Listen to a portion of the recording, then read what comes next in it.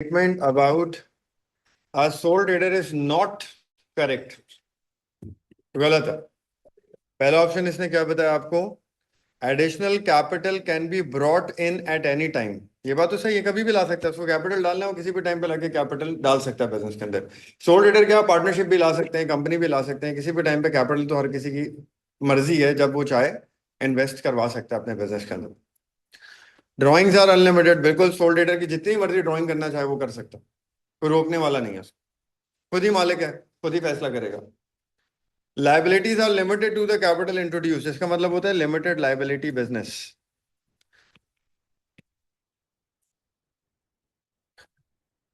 Soul trader थोड़ी होता है लिमिटेड लाइबिलिटी, कंपनी होता है। ये गलत है। ये कह रहे सोल ट्रेडर लिमिटेड लाइबिलिटी है, नहीं नहीं, ये आंसर है। The ability to raise finance में भी लिमिटेड। सोल ट्रेडर के पास एक ही ऑप्शन है, खुद पैसे डाल दे या प्रॉफिट को री इन्वेस्ट कर ले, जो भी है वो लिमिटेड ऑप्शन है उसके पास। बैंक लोन ले सकता है, लेकिन ये कि डिवेंचर इशू नहीं कर सकता, शेयर इशू नहीं कर सकता। तो ये बात भी सही है, तो सी आंसर है। वो पूछ रहे क्या गलत है इनमें से?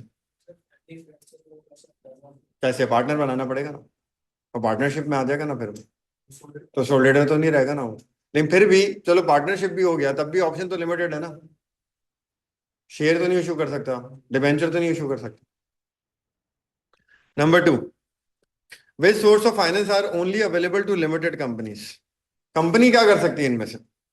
बैंक ओवरड्राफ्ट हर बंदा ले सकता है, सोल ट्रेडर भी ले सकता है। पार्टनरशिप के आप सवाल सॉल्व करते हो, उसमें देखते हो बैलेंस शीट में पार्टनरशिप की बैंक ओवरड्राफ्ट होता है, कंपनी में भी हो सकता है। बैंक ओवरड्राफ्ट सब कर सकते हैं, तो ये बात सिर्फ कंपनी की हद तक नहीं है, ये सबके लिए ऑप्शन अवेलेबल है बैंक ओवरड्राफ्ट वाला। वो कह रहे हैं सिर्फ वो बताओ जो कंपनी की हद तक लिमिटेड है। डिवेंचर कोई इशू नहीं कर सकता, सिर्फ कंपनी कर सकती है। राइट इशू कोई नहीं कर सकता, सिर्फ कंपनी कर सकती है। सोल ट्रेडर राइट इशू नहीं कर सकता, पार्टनरशिप राइट इशू नहीं कर सकता, शेयर इशू ही कौन कर सकता है? सिर्फ कंपनी। सिक्योर्ड लोन्स ये सब ले सकते हैं। सिक्योर्ड लोन्स का मतलब क्या होता है? आप लोन ले रहे हो, लेकिन कोई चीज एज अ कोलेटरल गिरवी रखवा रहे हो, उसको बोलते हैं सिक्योर्ड। वो सिक्योर है, कोई बंदा पैसे नहीं देगा, उसकी जो चीज गिरवी रखी है उसको बेच कर रिकवर कर लिए जाएंगे। जैसे हम हाउस लोन लेते हैं, हाउस लोन में हम घर रखवाते हैं अपना गिरवी, तो अगर लोन हाउस लोन के पैसे नहीं दोगे वो घर बिकवा देंगे आपका, अपने पैसे ले लेंगे, सिक्योर्ड है वो। तो सिक्योर्ड लोन तो हम भी ले सकते हैं, आप भी ले सकते हो, कंपनी भी ले सकती है, पार्टनरशिप भी ले सकते हैं, सभी ले सकते हैं ना। तो ये सिर्फ कंपनी की हद तक लिमिटेड नहीं है। कंपनी की हद तक लिमिटेड क्या है? 2 और 3, और 2 और 3 का ऑप्शन क्या है? C answer. सही। कौन से फाइनेंसेस सिर्फ कंपनी के लिए अवेलेबल है? ये दो हैं, ये सिर्फ कंपनी अवेल कर सकती है, कोई और नहीं कर सकती। थर्ड पे आ जाए। The owner of a business settled the account of a trade payable by a bank transfer of 760 after deducting a cash discount of 5%। 760 रुपए दे रहा है 5% डिस्काउंट काट कर, तो दिस 760 का जो अमाउंट है इस आफ्टर 5% डिस्काउंट। कह रहा डिस्काउंट बताओ कितना है, तो आप बोलोगे 760 में से 5% कटा हुआ है, ये 760 का अमाउंट क्या है? 5% कटने के बाद है, तो ये कितना परसेंट है? जो 5% कटा डिस्काउंट वो कितना होगा? सॉल्व कर लें, कितना आ रहा है? पैसे दे रहा है या ले रहा है? पैसे देते वक्त डिस्काउंट अलाउड होता है या रिसीव्ड होता है? पेमेंट के वक्त जो डिस्काउंट है वो डिस्काउंट रिसीव्ड होता है, और पैसे आते वक्त जो डिस्काउंट है वो डिस्काउंट अलाउड होता है। तो ये पैसे दे रहा है, तो कौन सा हो गया डिस्काउंट? रिसीव्ड। अमाउंट कितना है? 40। ऐसे कोई मसला किसी को? 760 पे 5% नहीं लगाएंगे आप, ये जो 760 है ये 5% कटने के बाद है, तो ये कितना परसेंट है? 95%। Number 4, a sole trader debited an item of capital expenditure to expense account. वो कह रहे हैं नॉन करंट एसेट है, कैपिटल एक्सपेंडिचर मतलब एनसीए। एनसीए को उसने क्या कर दिया है? एक्सपेंस बना दिया है। एनसीए नहीं लिखा, एक्सपेंस बिला वजह लिख दिया। फिर इनकम स्टेटमेंट, बैलेंस शीट बना ली, फाइनेंशियल स्टेटमेंट बना ली, फिर क्या स्टेटमेंट इनके बारे में ठीक है? Closing capital was overstated, capital ज्यादा हुआ हुआ है? नहीं, कम हुआ हुआ है कैपिटल। कैपिटल क्यों कम होता है? उसने क्या करा है, एनसीए नहीं लिखा, एनसीए नहीं लिखा, क्या लिखा है एनसीए की जगह, एक्सपेंस, यानी हो चुकी है। यानी कि अगर आपने 1 लाख का एसेट खरीदा है फॉर एग्जाम्पल, आप उस 1 लाख के 1 लाख को क्या कर चुके हो, 5 साल में जीरो कर चुके हो, डेप्रिशिएट कर चुके हो, पूरा 1 लाख आप एक्सपेंस आउट कर चुके हो। तो जब पूरे 1 लाख आप एक्सपेंस आउट कर चुके हो, खत्म कर चुके हो एसेट को, तो आप बचा क्या जो एसेट को और डेप्रिशिएट करना है आपने, एसेट कुछ बचा ही नहीं है। कर लिया मैंने, एसेट अब कुछ बचा ही नहीं है। एसेट बचेगा तो डेप्रिशिएट करोगे ना, remaining life, remaining net book value होगी तो रिमेनिंग लाइफ से डिवाइड करोगे, रिमेनिंग वैल्यू बची नहीं है उसकी, जीरो हो चुका है बिल्कुल। तो अब आप उस पर क्या डेप्रिसिएशन लगाओगे भाई, पूरा डेप्रिशिएट हो चुका है, डेप्रिसिएशन क्या लगाएंगे, कुछ नहीं लगाएंगे, इस्तेमाल करते रहेंगे उसको, खत्म। समझ में आ रही मेरी बात? जैसे मैं आपको कहता हूँ यार देखें, 1 लाख रुपए का एसेट है, इसको डिवाइड बाय 5 करो, 1 साल की डेप्रिसिएशन कितनी हो गई, दूसरा साल, तीसरा साल, चौथा साल, 5वां साल, 5 साल में कितनी हो गई डेप्रिसिएशन,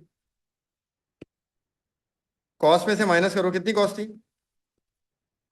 क्या वैल्यू बची, खत्म हो गया। अब मुझे लग रहा है 3 साल और चलेगा, ठीक है चलेगा, और तो डेप्रिशिएट क्या करूं, जीरो हो चुका है।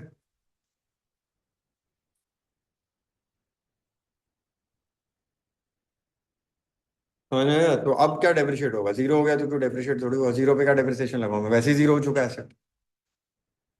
अब एक और बात बता दो जो इससे रेलेवेंट नहीं है इस जगह पे अभी, जैसे फॉर एग्जाम्पल अगर ये, इस एमसीक्यू में पूछ नहीं रहा, ऐसे ही बता रहा हूँ, 4 साल के बाद इसको, अगर ये एहसास 5 साल बाद हुआ ना इसको, अगर 4 साल बाद हो जाता तो क्या होता, तो हम कहते हैं 4 साल में कितनी डेप्रिसिएशन है, तो हम कहते हैं 1 लाख माइनस क्या बचता है, ये 20,000 बचता। कितने साल में है अभी, 4, वैसी जिंदगी कितने साल की रह गई है, 1, लेकिन वो बोल रहा है उसको लग रहा है 3 और साल चलेगा ये, तो टोटल कितनी जिंदगी हो गई उसकी, टोटल 4 साल बाकी हो गए, तो हम ये वैल्यू बची होती है ना उसको हम करते हैं डिवाइड बाय 4, तो फिर डेप्रिसिएशन आगे वाले सालों की क्या हो जाती,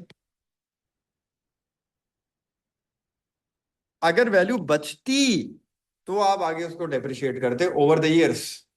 तो यहाँ वो क्या बोल रहा है, एसेट फुली डेप्रिशिएटेड है, जीरो हो चुका है, अब जीरो को मैं क्या डेप्रिशिएट करूँ, ये इसमें लिखा हुआ है कि रिमेनिंग वैल्यू एस्टैब्लिश हुई है और कहाँ हुई है, स्क्रैप वैल्यू स्टैब्लिश हुई है, रेजिडुअल वैल्यू स्क्रैप वैल्यू होती है, एस्टैब्लिश स्क्रैप वैल्यू स्टैब्लिश हुई है। स्क्रैप वैल्यू तो होती है एसेट कितने का बिकेगा फ्यूचर में, तो स्क्रैप वैल्यू स्टैब्लिश होने से फर्क नहीं पड़ेगा, नेटबुक वैल्यू स्टैब्लिश होनी चाहिए, या तो री वैल्यू हो जाता, या 5 साल से पहले रुक जाते, कुछ वैल्यू बच जाती है एसेट की, तो वो रिमेनिंग लाइफ पे चली जाती। सही सवाल है। नहीं जीरो हो गई ना, खत्म हो गया, फुली डेप्रिशिएट हो गया एसेट, तो इसके लिए तुम्हें क्या करना पड़ेगा, पुराने सालों की डेप्रिसिएशन को रिवर्स करना पड़ेगा, वो हमें यहाँ सब करने की जरूरत है, फिर इस वैल्यू स्टैब्लिश करनी पड़ेगी उसकी नई, नेटबुक वैल्यू, फिर करना पड़ेगा, तो बात वही हो जाएगी। जीरो हो चुका है तो आप कुछ नहीं हो सकता। ये डेप्रिसिएशन हो गई मिली, लेकिन इसके बाद भी अगर ये यूज कर रहे हैं तो इसका प्रॉफिट तो इंक्रीज होगा ना, कैसे इंक्रीज होगा, क्योंकि सर अपने इस्तेमाल बट डेप्रिसिएशन नहीं लगाएगा आगे की सालों की। भाई मैंने एक कुर्सी खरीदी, मुझे लग रहा है ये मशीन है समझ लो, या ये मशीन है, मुझे लग रहा है 3 साल चलेगा, तो इसकी जो भी वैल्यू है मैंने 3 साल में डेप्रिशिएट कर दी, 3 साल बाद ये क्या हो गया, जीरो हो गया, लेकिन ये तो चल रहा है, चौथे पांचवें छठे साल भी चल रहा है, तो अब क्या करूँ, चलाता रहूंगा, डेप्रिसिएशन एक्सपेंस में नहीं डालूंगा अब मैं मजीद कोई, क्योंकि जितनी इसकी वैल्यू थी वही डेप्रिशिएट हो सकती थी, वो सब मैं पहले डेप्रिशिएट कर चुका हूँ, तो अब ऐसे चलता रहेगा, इससे एक्सपेंस आपका कम हो जाएगा ना, क्योंकि आपकी वो टोटल खर्चा कम हो जाएगा ना आने वाले सालों का, क्योंकि इसका खर्चा मैं 3 सालों में उठा चुका हूँ। वही बात हो गई ना कि खर्चा कुर्सी का कम हो गया तो आपका एक्सपेंसेस जब कम हो गए तो प्रॉफिट तो आपका इंक्रीज होगा। सही है, फिर प्रॉफिट ये नहीं पूछ रहा ना वो, ठीक है प्रॉफिट, हाँ प्रॉफिट आने वाले सालों में इंक्रीज हो सकता है कि डेप्रिसिएशन एक्सपेंस आपका अब नहीं आएगा, आप ये कह सकते हो, बिल्कुल सही। लेकिन इसने भी प्रॉफिट का नहीं पूछा, इससे हमसे क्या पूछा है, नेक्स्ट ईयर डेप्रिसिएशन क्या चार्ज होगी, नेक्स्ट ईयर कुछ भी चार्ज नहीं होगी, एसेट तो जीरो हो चुका है भाई। देखिए मैंने सारी सिचुएशन आपको इसमें दोनों सिचुएशन समझा दी कि अगर एसेट की जिंदगी खत्म होने से पहले उसकी लाइफ रिवाइज हो जाती तब क्या करते, और जीरो होने के बाद वो रिवाइज हो रहा है तब क्या करते, ठीक है।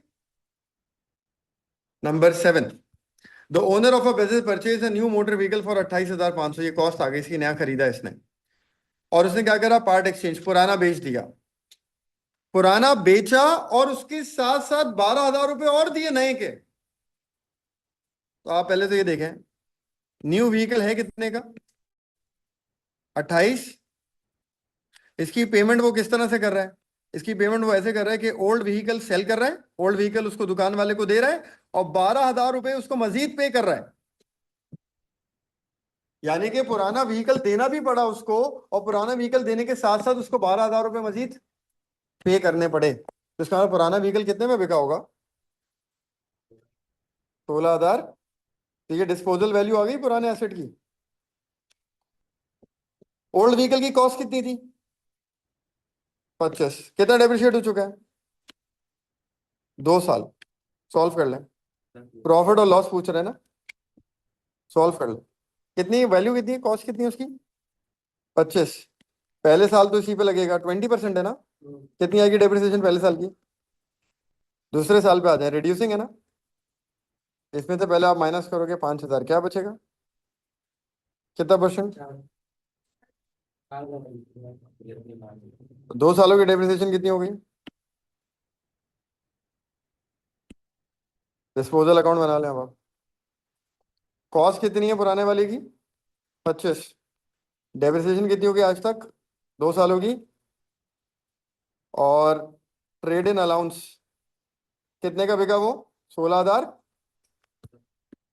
16,500 का बिका है ना।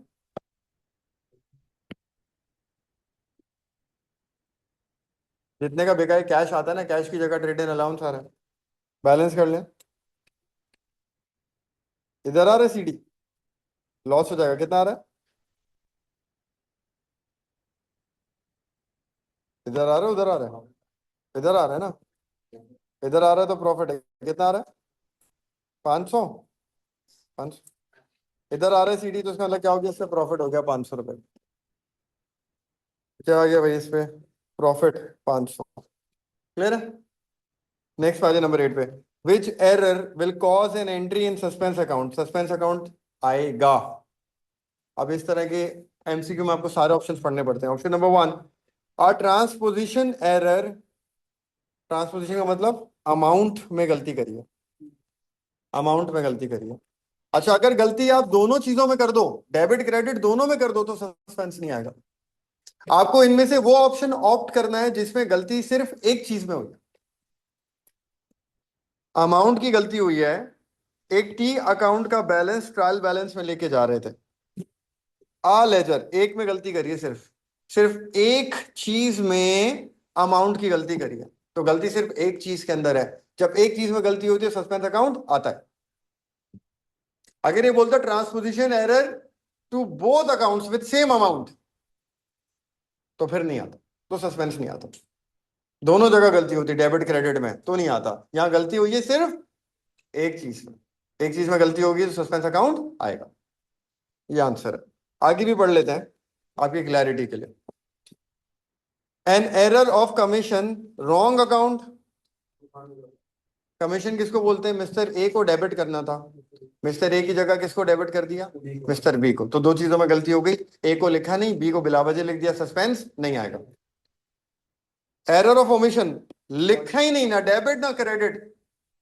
लिखेंगे तो क्या करेंगे? डेबिट करेंगे, क्रेडिट करेंगे, सस्पेंस की जरूरत नहीं पड़ेगी। एरर ऑफ प्रिंसिपल,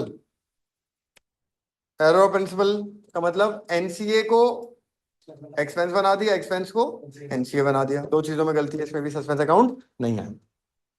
तो ये पूरे पूरे एरर है। अच्छा, आप ट्रांसपोजिशन एरर पढ़ो। अब आप मेरी बात सुनो, आप ट्रांसपोजिशन एरर लिखा होता ना, तो इसमें भी सस्पेंस नहीं आता। लेकिन ट्रांसपोजिशन को इसने लंबा किया, बात को आगे समझाया। ट्रांसपोजिशन एरर का मतलब अमाउंट में गलती हुई है, लेकिन किधर हुई है? कह रहे सिर्फ एक टी अकाउंट के अंदर हुई है। आ लेजर, आ का मतलब क्या होता है? एक, एक टी अकाउंट में गलती करिए सिर्फ, तो सस्पेंस आएगा। ये आंसर होगा। ठीक है। Number 9, the total of a trial balance did not agree, the difference 600 was recorded as a debit balance in suspense account। Suspense का ब्रॉड डाउन डेबिट पे आ रहा है, कह रहा है।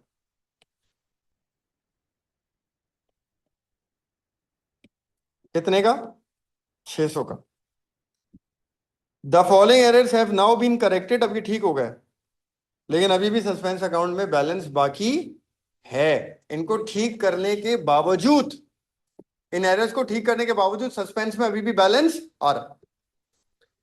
कह रहे क्या बैलेंस आ रहा है इनको ठीक करने के बाद, तो हम ठीक करते हैं, इनको ठीक करके फिर सस्पेंस अकाउंट बनाते हैं और उसके बाद बैलेंस देखते हैं क्या आ रहा है। Number one, overdrawn bank balance 200, bank overdraft है 200 रुपए का। 200 रुपए का क्या है, बैंक ओवरड्राफ्ट है, वो हमने डेबिट पे लिख दिया ट्रायल बैलेंस में।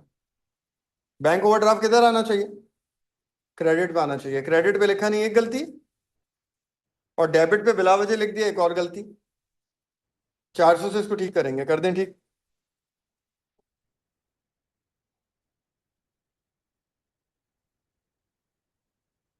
बनाए ना एंट्री, बैंक ओवरड्राफ्ट क्या होता है, लाइबिलिटी। लाइबिलिटी रिकॉर्ड करेंगे तो क्या करेंगे, credit. Bank overdraft liability credit कितनी, तो अभी आपने क्या करा, ओवरड्राफ्ट को लिखा है, और जो खामा खाई में डेबिट किया था उसको खत्म करने के लिए क्या करेंगे, ओवरड्राफ्ट क्रेडिट, ओवरड्राफ्ट फिर से क्रेडिट। एक बार क्रेडिट क्यों कर रहे हैं, क्योंकि एक बार लिख रहे हैं उसको। एक और बार क्रेडिट क्यों कर रहे हैं, बिला वजह डेबिट हुआ है उसको ठीक कर रहे हैं, दोनों दफा ये क्या हो गया, क्रेडिट हो गया। सस्पेंस अकाउंट क्या हो जाएगा, ये हो गई पहली। तो सस्पेंस डेबिट हो रहा है, सस्पेंस में डेबिट कर देंगे 400। क्या नाम था, ओवरड्राफ्ट, बैंक ओवरड्राफ्ट। इसके बाद आ जाए एक और एरर पे, कह रहा है परचेज रिटर्न ज्यादा हुआ है 50 से, परचेज रिटर्न क्रेडिट होता है, ज्यादा हुआ है हम कम करेंगे, कम करने के लिए हम क्या करेंगे, परचेज रिटर्न को डेबिट, और सस्पेंस अकाउंट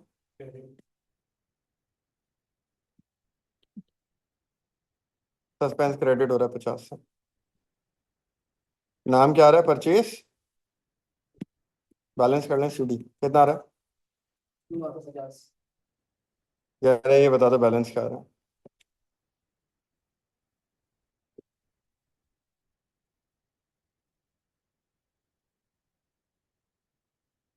ठीक है, क्लियर है।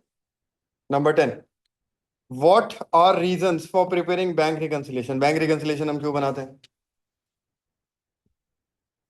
To help, it helps to identify any errors, helps to identify any error in cash book,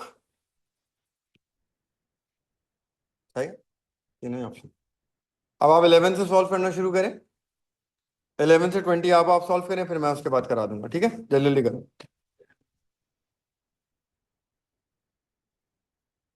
ये कराता जाता हूँ यार साथ साथ ही, ठीक है। देखें आगे चलें, नेक्स्ट पे 11 पे आ जाए।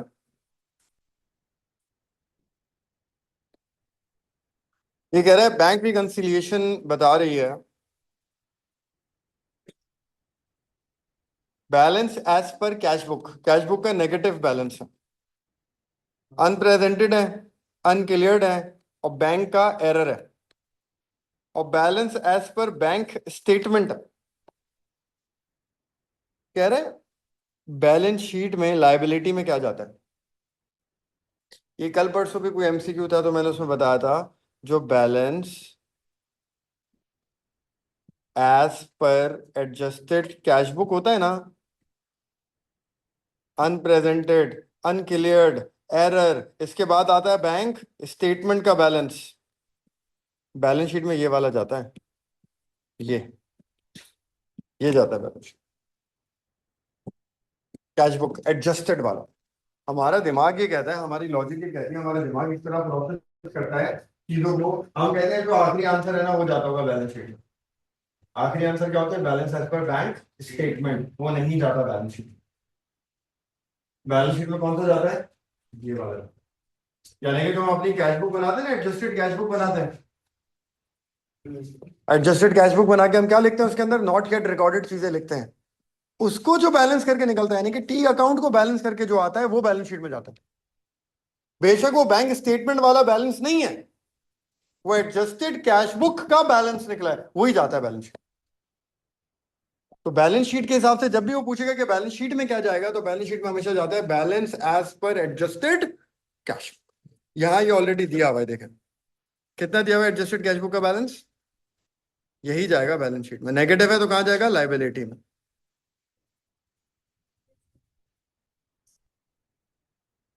यानी कि इसमें आपको कुछ सॉल्व नहीं करना था, इसके अंदर बस आपको आइडेंटिफाई करना था इनमें से कौन सा बैलेंस जाएगा बैलेंस शीट।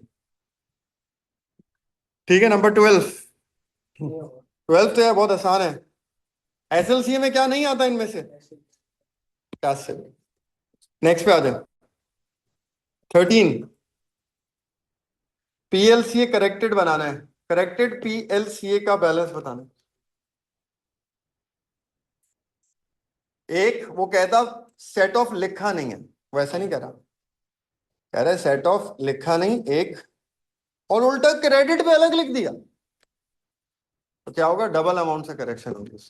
कितने से? 500 और 500, 1000। कहाँ आएगा? सेट ऑफ डेबिट में। एक 500 क्योंकि ये आना था, लिखना था, सेट ऑफ आता है, ये वो लिखा है। और एक और दफा जो खामा खाई में क्रेडिट किया हुआ है। ठीक हो गया। अब परचेज इनवॉइस 1200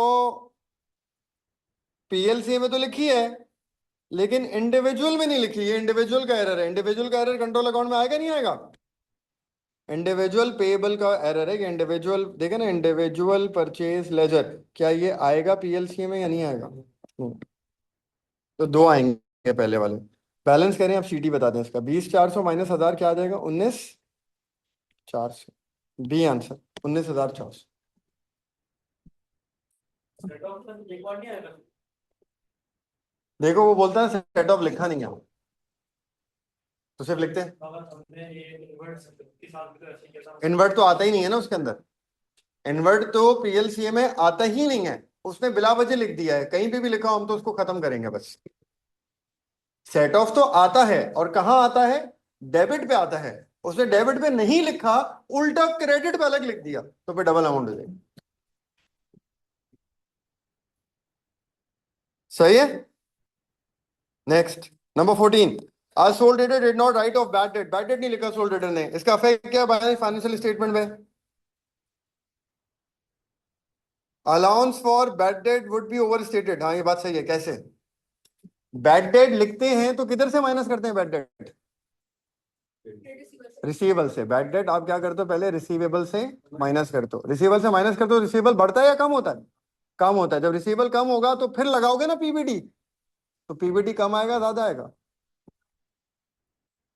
नहीं, मैं ये कह रहा हूँ, एग्जाम्पल ले लेते हैं ना, एग्जाम्पल लेके समझ में आ जाएगा। फॉर एग्जाम्पल 10,000 के रिसीवेबल्स हैं आपके, और मैं कहता हूं इसमें 2,000 का बैड डेट हो गया। 10,000 के रिसीवेबल में से कितना बैड डेट हुआ है?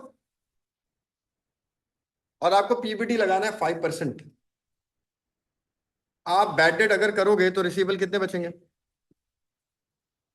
5% पीबीटी लगाओ तो कितना आएगा पीबीटी? 400। दूसरे एंड में आपने गलती क्या करी? आपने बैड डेट माइनस करना भूल गए, तो आपके रिसीवेबल कितने हैं? 5% लगाया आपने, पीबीटी कितना आया? जबकि पीबीटी आना कितना चाहिए था? तो यहाँ पे यही बोल रहा है, कह रहा है यार अगर हम बैड डेट नहीं लिखेंगे तो हमारा पीबीटी क्या होगा? ज्यादा आएगा कम आएगा? ये देख लें आप लोग। बैड डेट नहीं लिखेंगे, मिस कर देंगे, तो पीबीटी क्या आएगा? ये रहा। समझ में आया क्यों ज्यादा आएगा पीबीटी? 400 के बजाय कितना आ गया पीबीटी? 500। बैड डेट नहीं लिखोगे तो रिसीवेबल कम नहीं करोगे। रिसीवेबल कम नहीं करोगे इसका मतलब रिसीवेबल ज्यादा हुए में, ज्यादा पे परसेंटेज लग जाएगी, तो आंसर भी बड़ा आएगा ना, फिर पीबीटी ज्यादा आएगा। तो ये बात ठीक कह रहा है ये। तो आपका पीबीटी क्या होगा? ओवर स्टेटेड होगा, नंबर 1। समझ में आती है बात? इसमें कोई मसला? पीबीटी ओवर स्टेटेड क्यों होगा? समझ में आ गई बात? Number 2,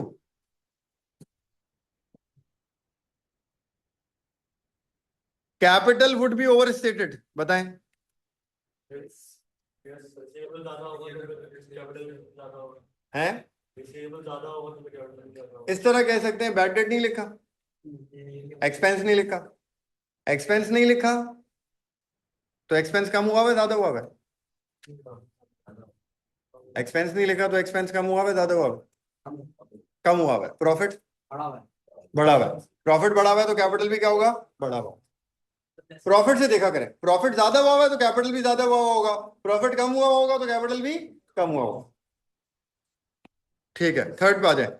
total assets would be understated. Asset कम हुए हुए होंगे, ज्यादा हुए हुए होंगे। जब आप बैड डेट नहीं लिखोगे तो आपका रिसीवेबल कम हुआ हुआ है, ज्यादा हुआ हुआ है, ओवरस्टेट है। जब बैड डेट नहीं लिखोगे उधर, जब आप बैड डेट नहीं लिखोगे तो आपका रिसीवेबल क्या हुआ हुआ होगा, बैड डेट नहीं लिखोगे तो रिसीवेबल ज्यादा हुआ हुआ होगा, कम हुआ हुआ होगा, ज्यादा हुआ हुआ होगा। जब रिसीवेबल ज्यादा हो गया होगा तो एसेट क्या हो गए, ओवरस्टेटेड है। ये अंडरस्टेटेड की बात कर रहा है, सही है, ये ऑप्शन नहीं हो सकता। सेल ज्यादा हुई भी होंगी, सेल्स का कोई काम ही नहीं है बैड डेट से। बैड डेट से सेल्स का कोई काम है, 1 and 2 आंसर। समझ में आ गई बात। 15 देखें।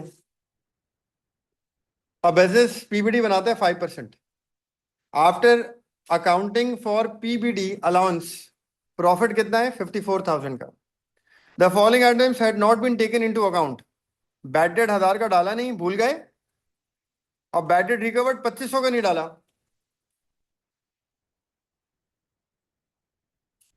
प्रॉफिट बताना है रिवाइज्ड। अब मुझे एक बात बताएं, बैड डेट 1000 का डलेगा तो एक्सपेंस बढ़ेगा कम होगा, एक्सपेंस, और प्रॉफिट क्या होगा, कितने से, कितना प्रॉफिट अभी, 1000 से प्रॉफिट कम होगा, कितना हो जाएगा। बैड डेट रिकवर्ड है ना, बैड डेट रिकवर्ड डलेगा,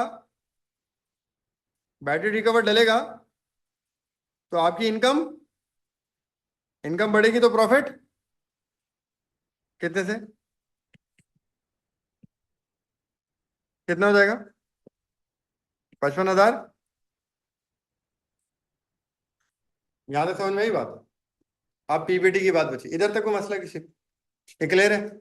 खर्चा डाला, प्रॉफिट कम हो गया, अदर इनकम डली, प्रॉफिट बढ़ गया,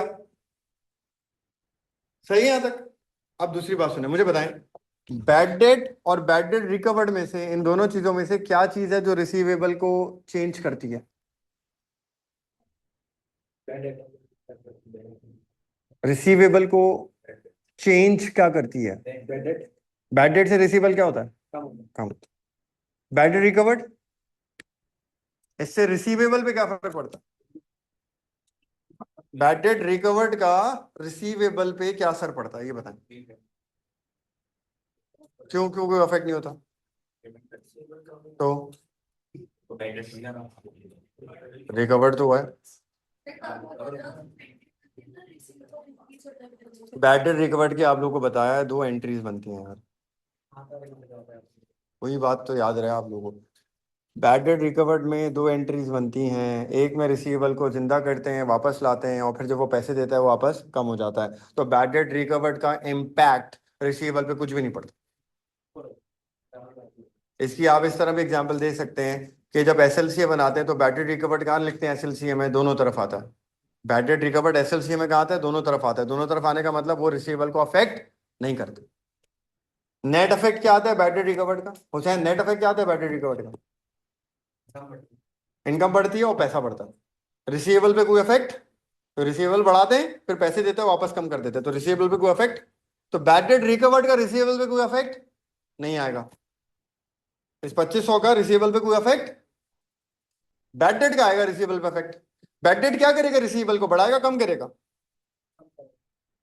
बैड डेट रिसीवेबल को क्या करेगा, कम करेगा। रिसीवेबल कम होगा तो जो पीबीडी लगेगा वो कम वाले रिसीवेबल पे लगेगा, ज्यादा वाले पे लगेगा, कम वाले पे लगेगा। कितने से रिसीवेबल यहाँ पे कम हो रहा है, 1000 से, तो पीबीडी भी कितने से कम होगा, 1000 का 5%, 50, 50 से पीबीडी कम हो जाएगा, क्योंकि अब ये रिसीवेबल नहीं रहा, हमारे रिसीवेबल कम हो गए।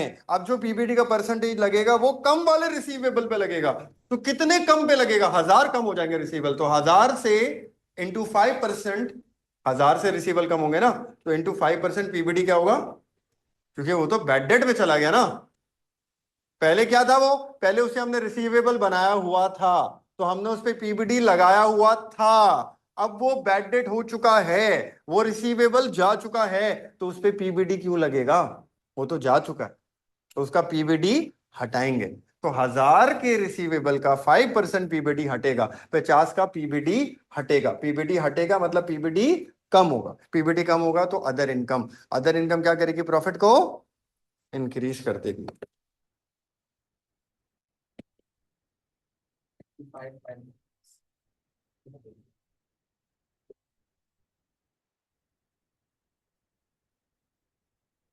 समझ में आ गई बात?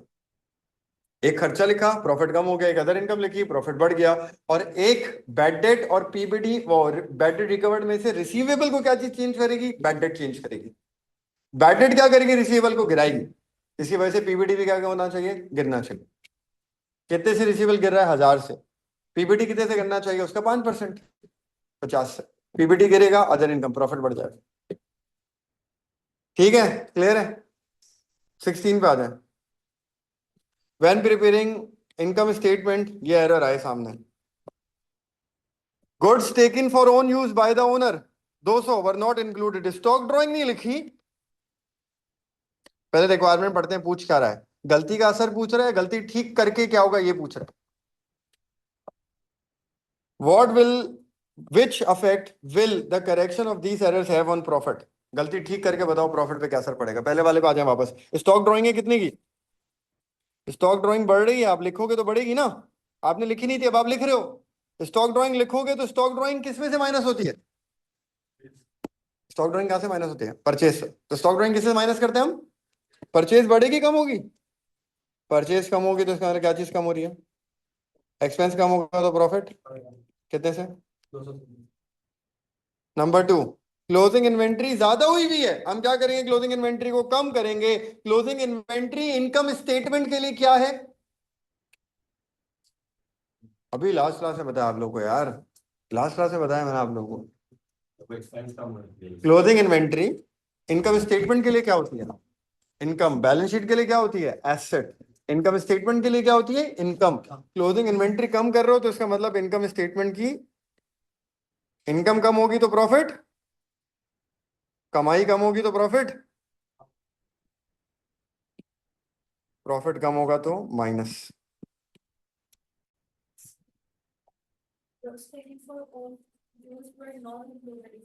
हम्म, करेक्ट करेंगे ना। स्टॉक ड्राइंग है ये, हमने नहीं लिखी, अब हम लिख रहे हैं। तो स्टॉक ड्राइंग जब हम लिखेंगे तो हम परचेजेस से इसको क्या करेंगे? माइनस करेंगे, जिससे परचेजेस क्या होंगी? कम। परचेज कम होने मतलब एक्सपेंस कम हो रहा है, एक्सपेंस कम होने का मतलब प्रॉफिट बढ़ रहा है, तो इससे प्रॉफिट बढ़ेगा। दूसरा, क्लोजिंग इन्वेंट्री को कम करेंगे, बढ़ा हुआ है। क्लोजिंग इन्वेंट्री इनकम होती है, कम होगा प्रॉफिट कम होगा। तो प्रॉफिट 200 से बढ़ेगा, 100 से कम होगा, तो ओवरऑल प्रॉफिट 100 से बढ़ेगा। सी आंसर होना चाहिए, इंक्रीज 100। सही है? 17, 17 करें हैं। हाँ, सी आंसर 16।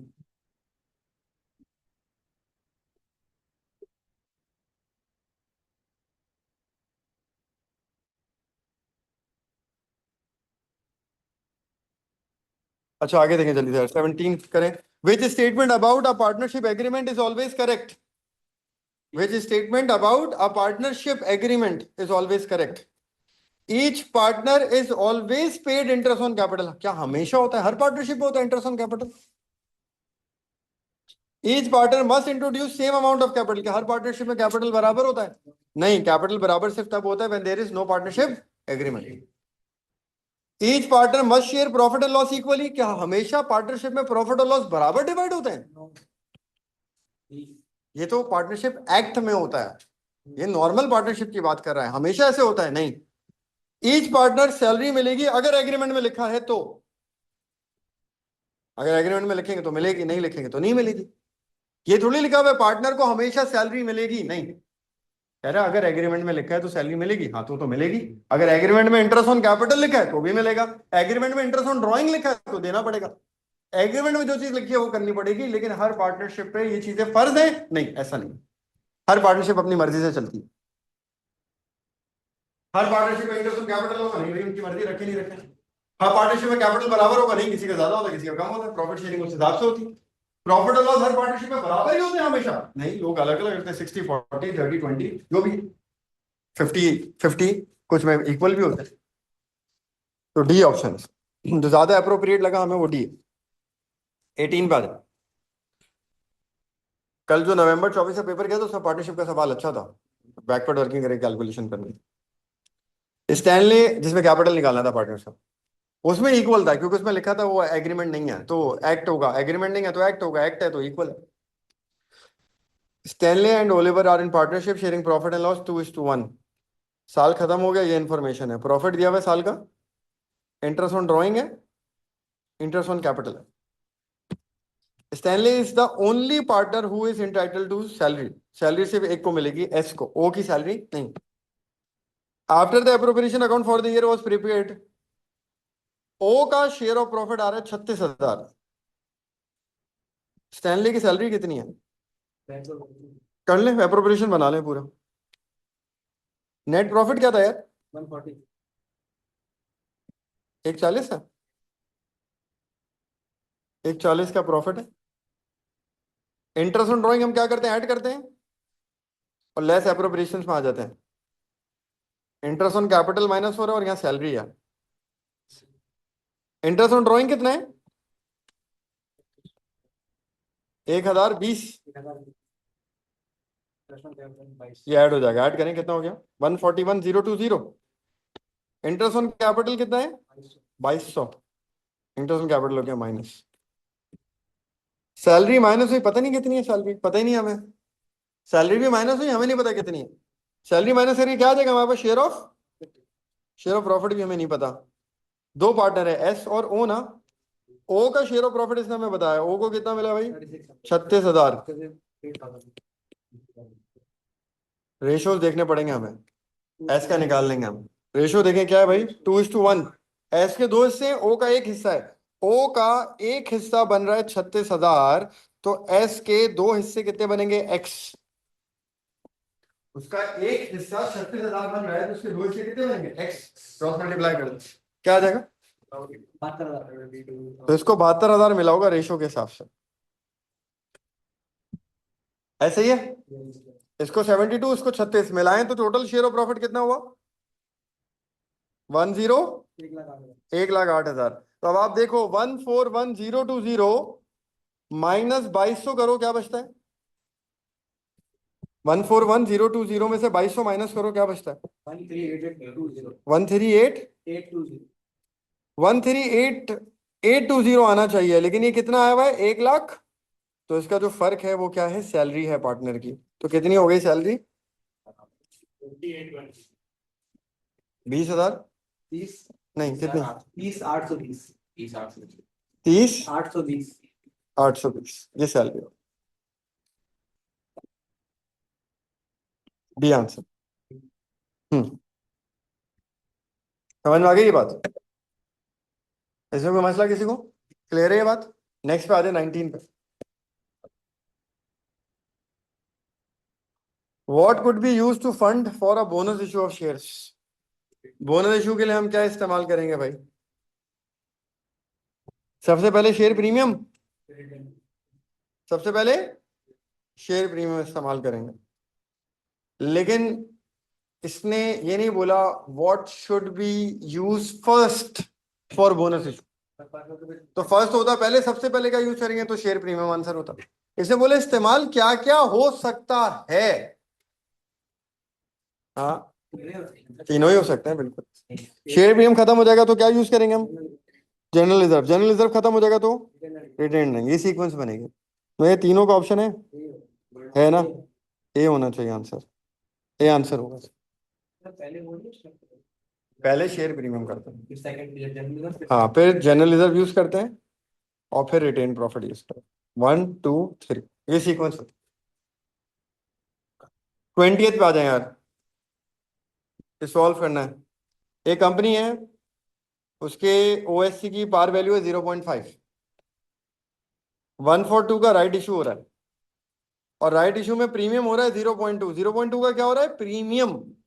प्रीमियम क्या होता है? जो पार वैल्यू से ऊपर पैसे दिए जाते हैं। तो 0.2 का प्रीमियम है, यानी कि पार वैल्यू क्या है?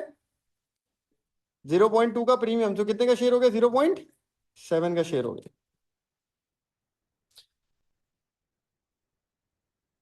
राइट इशू के बाद ये हालात है। ओएससी 24 लाख का है राइट इशू के बाद। शेयर प्रीमियम 4.5 लाख का है राइट इशू के बाद। What was the total amount raised bye right issue? Right issue बताना है, बैकवर्ड वर्किंग करनी है।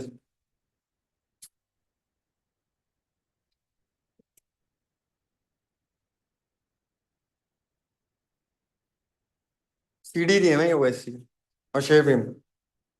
सर ये 168 आपका रखे हो। पता नहीं यार,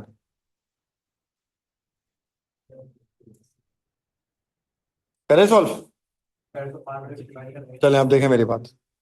आपको ओएससी का सीडी दिया हुआ है। ओएससी की पार वैल्यू क्या है? 0.5। कितना है सीडी ओएससी का? 24 लाख। मेरी बात सुने इधर ध्यान से। तो ये 24 लाख का जो ओएससी है, ये क्या है? इसकी अमाउंट है पहली बात। और ये राइट इशू के बाद है। ये राइट इशू के नंबर ऑफ शेयर निकालने हैं इसके। नंबर ऑफ शेयर कैसे निकालते हैं? पार वैल्यू से डिवाइड करें। कितने आ जाएंगे नंबर ऑफ शेयर? 48 ना? हाँ हाँ, 48। तो 48 लाख हमारे नंबर हैं शेयर्स के राइट इशू के बाद। राइट इशू के बाद 48। सही है यहां तक कोई मसला? ये सीडी दिया हुआ है। सुने, शुरू में हमारे ऑर्डिनरी शेयर्स क्या होंगे? पता नहीं। शुरू के ऑर्डिनरी शेयर क्या है? पता नहीं, एक्स है। आपने इसके ऊपर किया है राइट इशू। इसके बाद कितने का राइट इशू किया है? 1/2। यानी कि जो इस तरह लिखते हैं, ये शेयर से पहले एग्जिस्टिंग, और फिर इसमें क्या हुआ है? राइट इशू आया है। वो आने के बाद ये शेयर हो गया 48 लाख। राइट इशू कितने का आया है? 1/2। जो एग्जिस्टिंग शेयर होते हैं, एग्जिस्टिंग शेयर पे क्या लगता है? 1/2, हर दो पर एक। अब समझ लो ये 1 लाख होता है अगर शेयर, अज्यूम कर 1 लाख होता है, तो क्या करते हैं? 1 लाख इंटू 1/2, ये नया शेयर है। तो शेयर ही नहीं है ना एक्स, तो क्या होगा? एक्स का 1/2। ये पहले से थे, और एक्स का 1/2 राइट इशू हो गया, ये ऐड हो गए पुराने शेयर और राइट इशू वाले ऐड हो गए, टोटल कितना हो गया? 48 शेयर। पेपर 2 में क्या करा तुम लोगों ने? पढ़ के नहीं गए थे?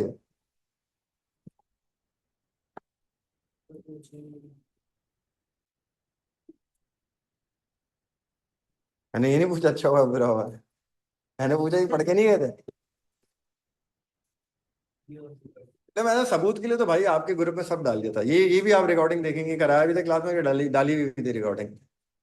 ये डाल दी थी बैकवर्ड वर्किंग, बोला भी था, रिकॉर्डिंग भी करी थी भाई, ये देख लेना, ये एक और सवाल है इसका, ये सवाल भी डाल दिया, देख लेना, जाके देख लें। ग्रुप ग्रुप देखेंगे मिल जाएगा। खैर, फिर आया नहीं पेपर में, आया नहीं, कोई मसला नहीं है। पेपर में नहीं आया, नहीं आया नहीं, मैं कह रहा हूँ अभी अभी कर लेते हैं, कोई मसला नहीं। तो आप क्या लेते हो? एग्जिस्टिंग शेयर को हमेशा एक्स, पहले से शेयर कितने थे? एक्स नहीं पता आपको। उस पर क्या हुआ? राइट इशू हुआ। तो एक्स पे राइट इशू हुआ कितने का? 1/2। तो एक्स पे 1/2, ये राइट इशू के शेयर आ गए। तो पुराने शेयर और राइट इशू ऐड हो गए, तो टोटल कितना है सीडी? 48 लाख का। हम इसको इक्वेशन बना के सॉल्व कर लेते हैं। एक्स प्लस 1/2 को 0.5 कर सकते हैं, आधा हो गया ना? तो ये क्या हो गया? 0.5x हो गया। ये पहले के शेयर एक्स, राइट इशू में क्या हुआ है? 0.5x, 1/2 0.5x। टोटल शेयर कितना हो गया? Number of shares 48 lakh, number of shares. X और 0.5x को ऐड करें तो क्या हो गया? 1.5x, 48 लाख।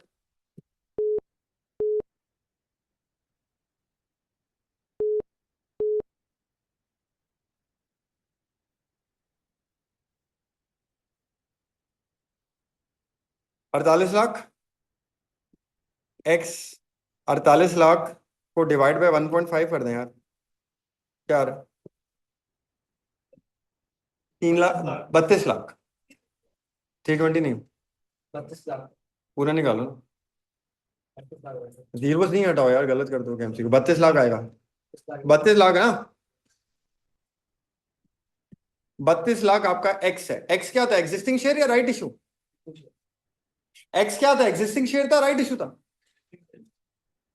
एग्जिस्टिंग था तो एग्जिस्टिंग शेयर आ गया आपके कितने नंबर हमारे पहले कितने शेयर थे 32 लाख चेक भी कर लेते ना फिर 32 लाख पे क्या हुआ 142 32 लाख का 142 लगाए 16 लाख 16 लाख 32 लाख और 16 लाख को ऐड करें कितना हो गया 48 बैटरी इक्वेशन 32 लाख से मतलब सही निकाला तो एग्जिस्टिंग शेयर 32 लाख थे राइट इशू में कितने हुए 16 लाख क्लियर है यहां तक अब पूछ क्या रहा है वो पूछ रहा है राइट इशू से अमाउंट कितनी आई क्या पूछ रहा है राइट इशू से यही पूछ रहा है ना कहाँ है amount raised bank right issue में बैंक कितना है तो कितने का शेयर बेचा है 0.5 पार है कितना प्रीमियम है 0.2 तो शेयर कितने का बेचा है 0. तो 16 लाख शेयर राइट इशू में बेचे और हर शेयर से कितना अमाउंट रेस करा है 0.7 मल्टीप्लाई करें तो कितना आ गया 11,20,000 ये पैसा आया ये बैंक आया राइट इशू से क्या आंसर है आपका सी आंसर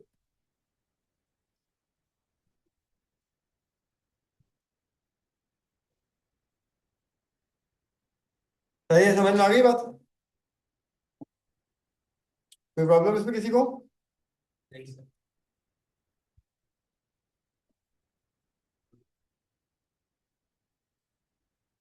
21 22 करें यार मैं एक कॉल पिक कर लूं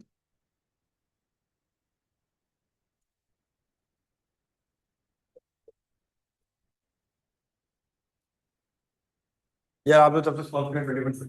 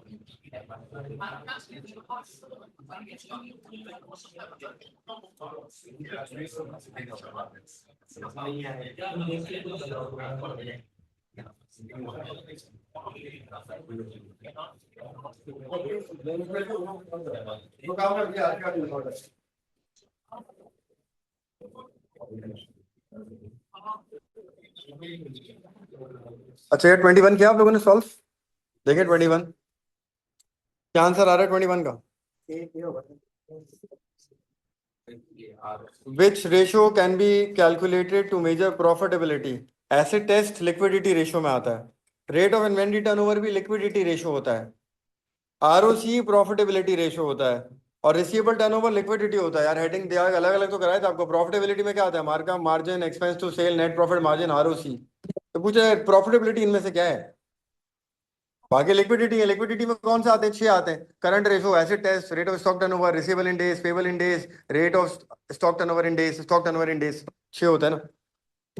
सिंपल था ये तो, आरओसी है। नेक्स्ट पे आ जाए 22 पे, परचेज दी हुई है। अब ये सुने, ये क्या मतलब होता है? कह रहा है decrease in inventory during the year. ये उस दिन भी समझाया था मार्जिनल एब्जॉर्प्शन कराते हुए आपको। डिक्रीज इन इन्वेंट्री का मतलब क्या होगा? कि ओपनिंग और क्लोजिंग इन्वेंट्री में ओपनिंग ज्यादा है या क्लोजिंग ज्यादा है? डिक्रीज इन इन्वेंट्री का मतलब क्या होगा? सोचिए, बोले आराम से। डिक्रीज इन इन्वेंट्री का क्या मतलब है? ओपनिंग इन्वेंट्री ज्यादा है या क्लोजिंग इन्वेंट्री ज्यादा है? डिक्रीज इन्वेंट्री का मतलब over the year inventory decrease हुई है। Simple, logical, common sense. Inventory decrease हुई है, इसका मतलब बाद में क्या आता है? क्लोजिंग या ओपनिंग आता है बाद में? बाद में। क्लोजिंग, बाद के दिन का मतलब क्या है? क्लोजिंग। तो इन्वेंट्री क्या हुआ ओवर द ईयर? कम हुआ है, इसका मतलब क्लोजिंग क्या हुआ है? कम हुआ है। ओपनिंग क्या था? ज्यादा था। लेकिन हमें पता नहीं है यार ओपनिंग क्या है और क्लोजिंग क्या है। यहाँ पे आप अपनी मर्जी से अज्यूम करते हो अमाउंट। ये किसी टी अकाउंट के ओपनिंग क्लोजिंग जैसे एसएलसीए बनाना होता है। रिसीवेबल का ब्रॉड डाउन क्या है और रिसीवेबल का सीडी क्या है, ये नहीं बताया होता। वो बोलता है ओवर द ईयर रिसीवेबल कम हो गए। रिसीवेबल कम होने का मतलब क्या है? ओपनिंग रिसीवेबल ज्यादा है, क्लोजिंग रिसीवेबल कम है, लेकिन कितने ये नहीं पता। ओवर द ईयर पेएबल बढ़ गए। पेएबल पेएबल बढ़ गए, इसका मतलब क्लोजिंग पेएबल ज्यादा है। लेकिन ओपनिंग कितना था, क्लोजिंग कितना था, ये नहीं बताया। तो इस सिचुएशन में आप क्या करते हो? जैसे इन्वेंट्री डिक्रीज, फर्क बता रहा है चीजों का। जब वो फर्क बता देता है, ओपनिंग क्लोजिंग नहीं बताता, तो हम क्या करते हैं? जब चीजों को फर्क बताता है और ओपनिंग क्लोजिंग नहीं बताता, तो हम अपनी मर्जी से कोई भी अमाउंट अज्यूम कर लेते हैं ओपनिंग की। फिर हम अपनी मर्जी से कोई भी अमाउंट ओपनिंग की। आप बताएं ओपनिंग क्या क्या अमाउंट दूं? ओपनिंग बताएं। पर जो भी अमाउंट हो ऐसी रखिएगा कि क्लोजिंग उससे क्या होना चाहिए? 20,000 कम। अब आप बताएं ओपनिंग क्या रखूं अमाउंट? आप अपनी मर्जी बताएं, ओपनिंग इन्वेंट्री क्या रखूं? 40,000 रख लेते। ओपनिंग इन्वेंट्री कितनी? 40,000। परचेजेस कितनी दी हुई? 160। क्लोजिंग कितनी? 20,000 कम। तो 40 से 20,000 हटाएं, क्या होगी? 20 हो गई। अगर आप ओपनिंग 80,000 ले लेते तो भी ठीक था, क्लोजिंग क्या लेते? 60। 20,000 कम। कुछ भी ओपनिंग रख लो, क्लोजिंग 20,000 कम रख लो, आंसर सही आएगा। हर सिचुएशन में सेम आएगा। तो जब ओपनिंग और क्लोजिंग के अमाउंट्स नहीं दी हुई होती और सिर्फ डिफरेंस की बात करता है, चाहे वो रिसीवेबल का हो, पेएबल का हो, इन्वेंट्री का हो, तो आप अपनी मर्जी से कोई भी अमाउंट रख सकते हो ओपनिंग की। तो आप रख लो ओपनिंग 70 रख लेते हैं यार। क्लोजिंग 20,000 कम, कितनी हो जाएगी? 50। सॉल्व कर लें, कॉस्ट ऑफ सेल आ जाएगी। कितनी आ रही है कॉस्ट ऑफ सेल?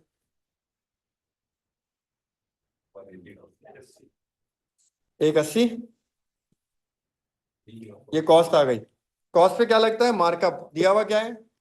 कन्वर्ट करें मार्कअप में। क्या हो गया? मार्जिन से मार्कअप में जा रहे हैं। Subtract numerator from denominator. 100% आएगा ना? तो 100% आपका मार्कअप है। मार्कअप हमेशा बड़ा होगा, याद रखिए। मार्जिन छोटा होता है हमेशा। 50% है मार्जिन, मार्कअप क्या होगा इससे? बड़ा होगा। और बड़ा करने के लिए आप क्या करोगे? डिनोमिनेटर को बढ़ाओगे या कम करोगे? आंसर बड़ा लाना है। आंसर को बड़ा लाना है। तो डिनोमिनेटर गिराएं या बढ़ाएं? गिराएं। तो गिराने का मतलब माइनस। कॉस्ट ऑफ सेल 180 है, इस पे लगाएं 100%, ग्रॉस प्रॉफिट आ जाएगा। कॉस्ट ऑफ सेल पे मार्कअप लगता है तो क्या आता है? जीपी। 100% यही आ जाएगा ना। 180 जीपी है। ग्रॉस प्रॉफिट पूछता, सेल्स पूछता तो आप क्या करते? 180 का जीपी, 180 की कॉस्ट ऐड करते, 360 की सेल्स आती।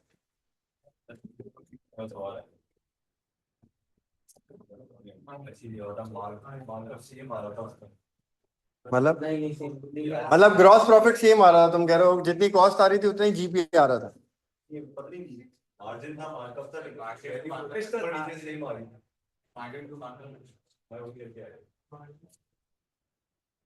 अगर मार्केट से मार्केट Job में आ cost रहे हैं, तो ऐड प्लस न्यूमरेटर को डिनोमिनेटर 23 यार 23 देखिएगा इस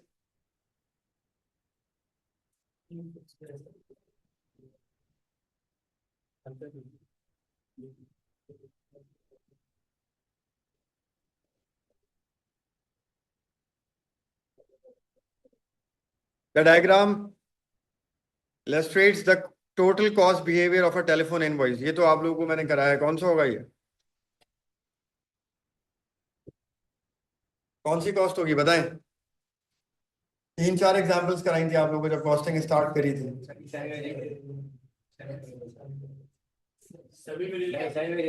भाई फिक्स ऐसी होती है सीधी लाइन, ये सीधी लाइन है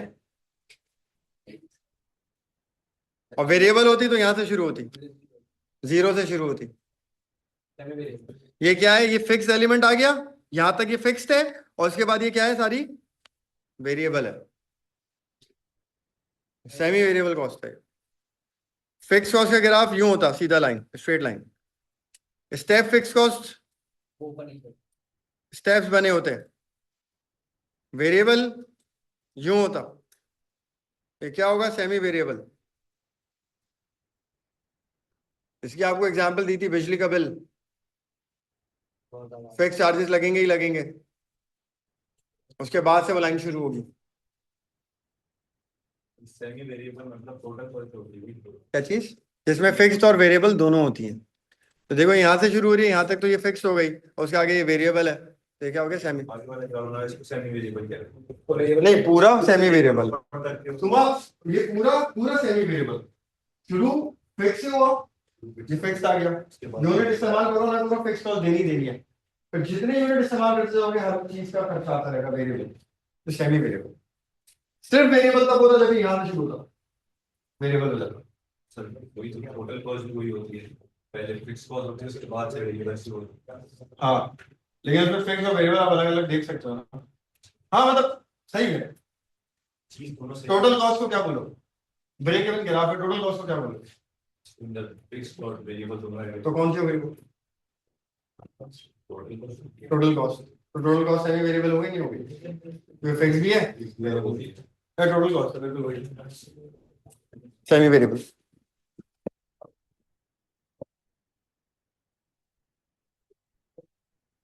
ट्वेंटी फोर, पहले solve 24। What is not a characteristic of job costing? ये जॉब कॉस्टिंग नहीं है, वो पता नहीं है।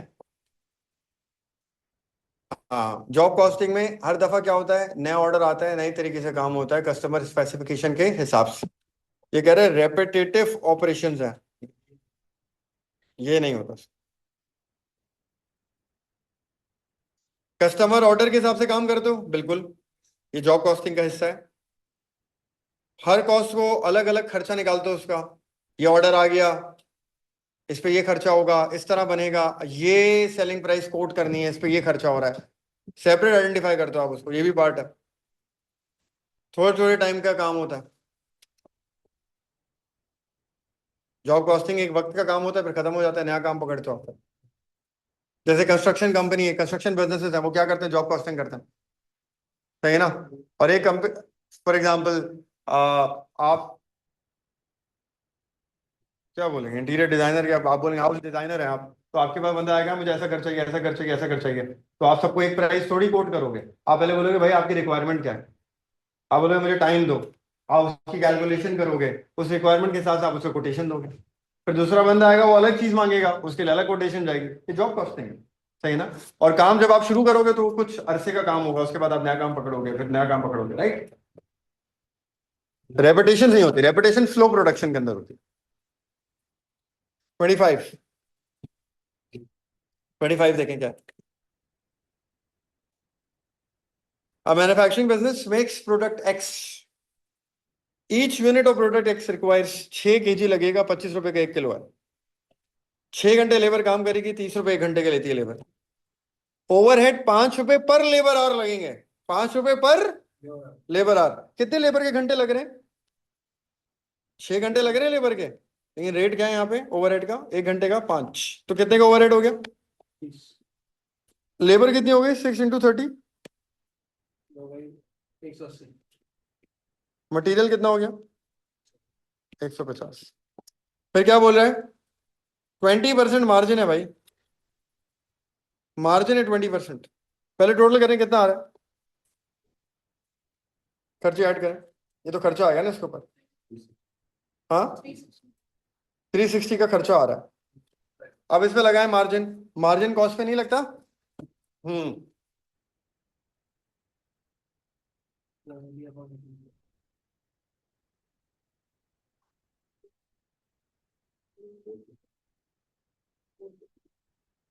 ठीक है। कितना आ रहा है प्रॉफिट? 25% बनना है मार्कअप। जी सर 25% बन रहा है। 25% हमारा कौन सा? मार्कअप इस 25% आ गया, कन्वर्ट कर लिया ना मार्जिन को मार्कअप में, ठीक है तो कर लेंगे ना आप। सब्ट्रैक्ट न्यूमरेटर फ्रॉम डिनोमिनेटर, 25% आ गया मार्कअप, मार्कअप लगा दें इस पे, क्या क्या 90, 90 ऐड कर दें, क्या आ जाएगा?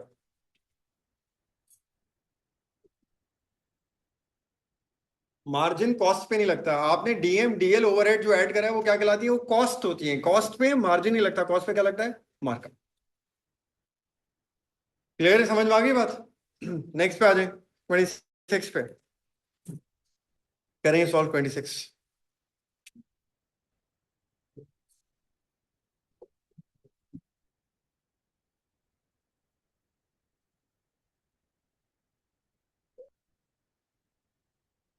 Which costing method is most suitable for fixing selling price and most suitable whether deciding to make or buy in product? Decision, ये आप लोगों को बताया मैंने, डिसीजन मेकिंग के लिए क्या यूज करते हैं हम? मार्जिनल। और एग्जैक्ट प्रोडक्ट की कॉस्ट निकालने के लिए क्या यूज करते हैं? एब्जॉर्प्शन। प्रोडक्ट कॉस्टिंग पे क्या चीज काम करती है? प्रोडक्ट की कॉस्टिंग पे एब्जॉर्प्शन। डिसीजन मेकिंग के लिए क्या काम करती है? कॉस्टिंग ठीक होगी तो सेलिंग प्राइस भी उसी से निकलेगी फिर, सही है। तो सेलिंग प्राइस फिक्स करने के लिए वो मेथड चाहिए जो कॉस्ट पक्की रखे। वो कौन सा होता है? कॉस्ट पक्की होगी तो सेलिंग प्राइस पक्की आएगी ना। और डिसीजन मेकिंग के लिए क्या यूज करते हो? ये भी बहुत रिपीट होता है, MCQ अक्सर रिपीट होता है कि प्रोडक्ट कॉस्ट के लिए और सेलिंग प्राइस फिक्स करने के लिए क्या यूज करते हो भाई? एब्जॉर्प्शन। डिसीजन मेकिंग के लिए margin। हाँ अगर वो बोल दे वन ऑफ ऑर्डर आया है, हमें वो ऑर्डर लेना है, टेंडर खुला है, उस तरह का कॉन्ट्रैक्ट चाहिए, फिर क्या करेंगे? फिर आप प्राइस फ्लक्चुएट करते हो, सस्ता देते हो, फिर आप डिसीजन मेकिंग के ऊपर चले जाते हो, वो फिर डिसीजन मेकिंग मार्जिनल पे जाएगी। अगर ऐसा है तो अगर सिंपल बोल रहा है तो फिर एब्जॉर्प्शन। जैसे कुछ ज्यादा नहीं बताया, सिंपल बात करिए, सेलिंग प्राइस फिक्स करनी है, एब्जॉर्प्शन। एब्जॉर्प्शन सारे खर्चों को कंसिडर करता है ना, डीएम डीएल ओवरहेड को भी कंसिडर करता है एब्जॉर्प्शन। तो एग्जैक्ट कॉस्ट आती है, प्रोडक्ट की पूरी कॉस्ट आती है, कॉस्ट पूरी आएगी तो सेलिंग प्राइस सही सेट करूंगा ना मैं, तो पता तो चले चीज बंद कितनी करेगी एग्जैक्ट, वो एब्जॉर्प्शन में बन सकता। ठीक हो गया। अच्छा इसकी जगह बोलते हैं इन्वेंट्री वैल्यूएशन के लिए कौन सा यूज करते हैं? Marginal absorption.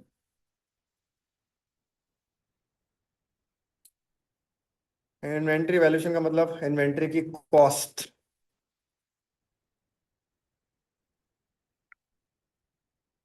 वही बात है, सेम बात है भाई दोनों में यार।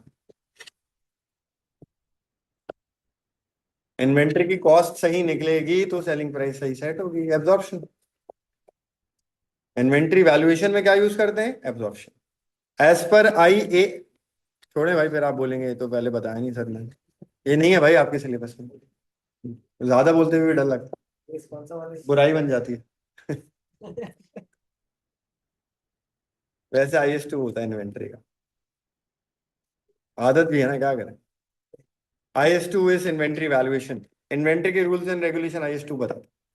IS2 के हिसाब से इन्वेंट्री किस पे वैल्यू होनी चाहिए? एब्जॉर्प्शन पर। सिलेबस में नहीं है भाई IS2 गलती, ये हम पहले भी कर चुके हैं MCQ। Marginal costing absorption costing दोनों के प्रॉफिट दिए हैं, ओपनिंग इन्वेंट्री क्लोजिंग इन्वेंट्री दी हुई है, OAR पूछ रहा है, ये मैं पहले करा चुका हूं आपको। इसका क्या फॉर्मूला होता है? Difference in profits divide by difference in inventory. कितना प्रॉफिट फर्क है? 60 और 80, कितना फर्क है? 20,000 divide by difference in inventory, क्या आ जाएगा रेट?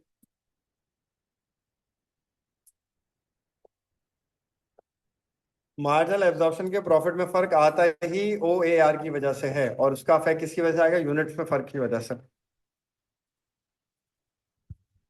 ठीक है, तो ये इस तरह याद रखिएगा सेंस।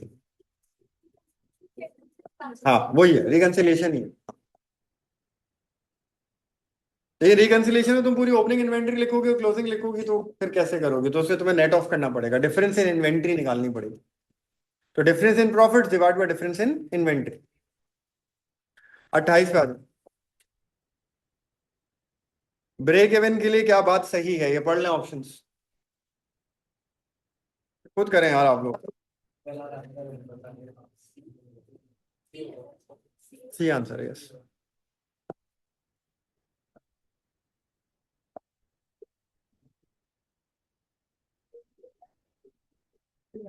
ट्वेंटी नाइन, देखिए 29। Company produces and sells a single type of product. The following information is available: selling price, variable cost, or fixed cost. What is the sales revenue to achieve 40% margin of safety? Margin of safety 40%.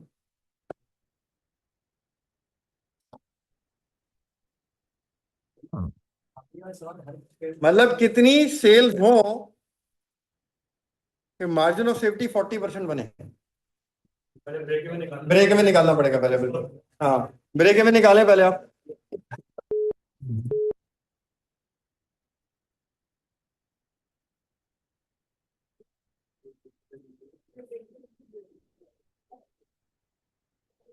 पहले आप break में निकाल लें। क्या है भाई? 36 की selling price है, वेरिएबल कॉस्ट 22 है, माइनस करें सीपीयू आएगा, कितना आ रहा है? 14 आ रहा है। 1,26,000 फिक्स कॉस्ट है, डिवाइड बाय सीपीयू 9,000 यूनिट्स। ये क्या है? Break even units.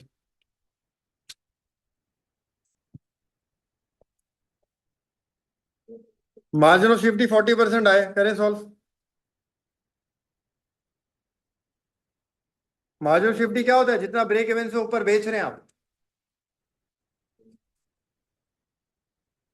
सेल्स का 40% बोल रहा है।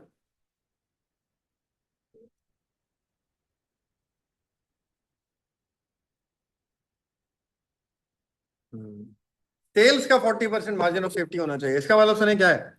सेल्स आपको पता है? अभी सेल्स पता है कितनी होगी? नहीं, एक्स होगी सेल्स।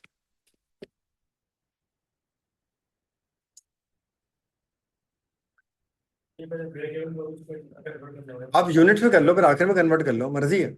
आप शुरू में वैल्यू में कन्वर्ट कर लो, तब भी आप कर सकते हो, मसला नहीं। सेल्स का 40% क्या होना चाहिए?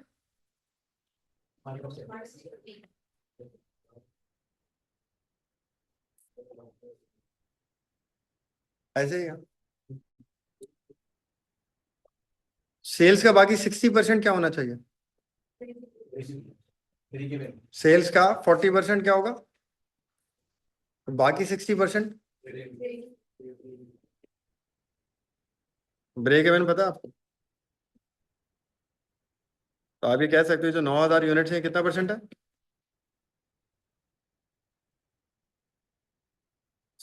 100% सेल्स मांग रहा है ना, तो वो कितनी होगी? करें कितना आ रहा है? 13,500। चेक कर लो एक बार भाई, ये यूनिट्स है, अभी वैल्यू में कन्वर्ट करना है, मैं वो वैल्यू मांग रहा है हमसे। 15,000। 15,000 यूनिट्स बेचने पड़ेंगे, तो 9,000 का ब्रेक इवन है, और बाकी 40%, 15,000 का 40%, 6,000 क्या होगा मार्जिन ऑफ? अब इसकी वैल्यू बतानी है सेल्स की, तो 15,000 मल्टीप्लाई बाय सेलिंग प्राइस क्या है भाई? 36। करें।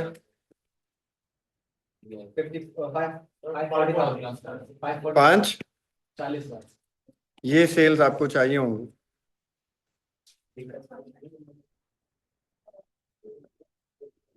हाँ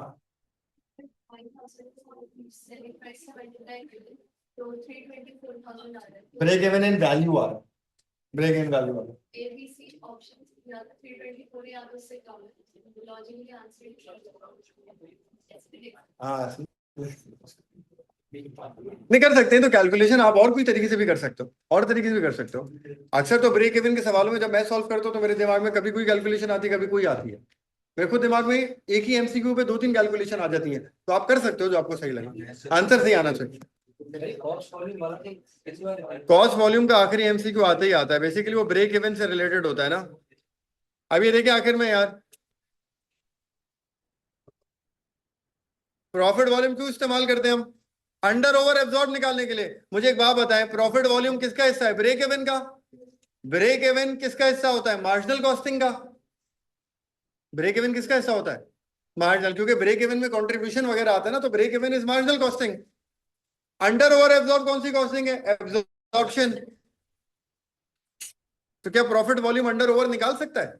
क्योंकि प्रॉफिट वॉल्यूम मार्जिनल है, मार्जिनल में अंडर ओवर निकलता ही नहीं है।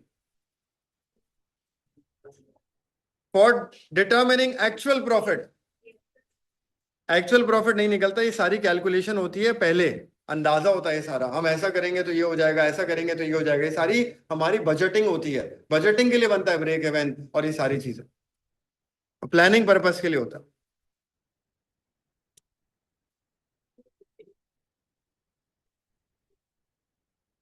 ठीक है, ये पेपर